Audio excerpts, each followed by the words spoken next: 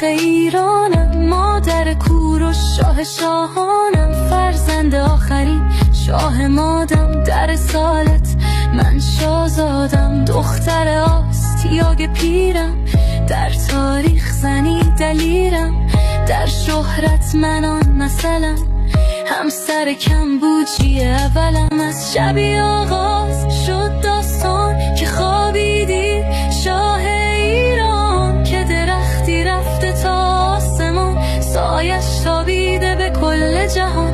معبری گفت که روزی پسرم میگیرد تاج شاهی از پدرم. من فهمیدم که در خطرم، چون حامل فرزندی پسرم.